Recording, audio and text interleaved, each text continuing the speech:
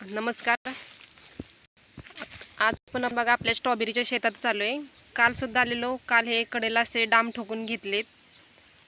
डाम काय ठोकून असं पाईपचे तुकडे किंवा आपण साड्या बांधणार आहे त्याला. आणि आज आपण बेडवरती खत भरून घेणार आहे. खत भरून आज घेतलं की उद्या मल्चिंग घेणार आहे हातरून, आणि मल्चिंग झालं की मग स्ट्रॉबेरीची लागण करणार आहे. इकडे बघा,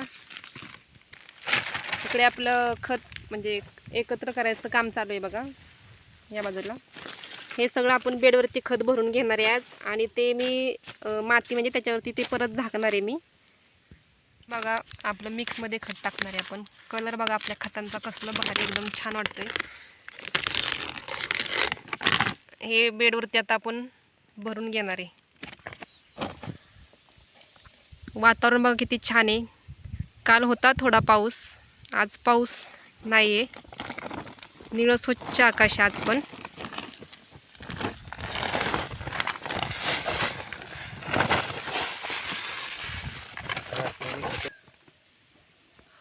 काल आलो होतो तेव्हा काल हे बघा डाम ठोकून घेतलेत.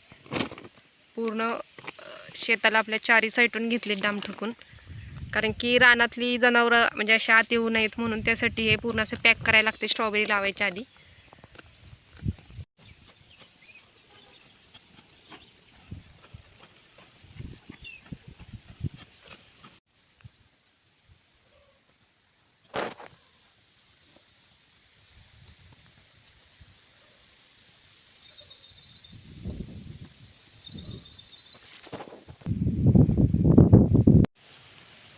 तर बघा आपण हे असं बेडमध्ये आपण खत भरून घेतलेले आहे. आता हे बेड आपले म्हणजे आपलं खत भरायचं भरून झाल्यानंतर असे ते खत मुरवायचे चालले मातीने. आणि त्यासोबतच आपले बेड आहेत ना असं सपाट करायचे चालले. बघू शकता तुम्ही कसे बेड सपाट केले. त्याच्यामुळे काय होतं, बेड सपाट केल्यामुळे आपले मल्चिंग असतं ते आपले एकदम म्हणजे व्यवस्थित बसतं, ढेकळे वगैरे राहत नाही आणि मल्चिंग आपलं फाटत नाही. आणि जी स्ट्रॉबेरीची रोपं आहेत ती सुद्धा आपल्याला व्यवस्थित म्हणजे त्याची लागण होते स्ट्रॉबेरीच्या रोपांची.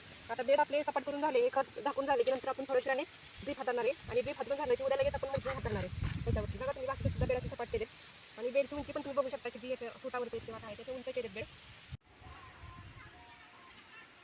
खूप वेळ झाला आता, त्यामुळं काय आता 6 वाजून गेलेत आणि ड्रीप हातरायचं राहिलं आपलं आज.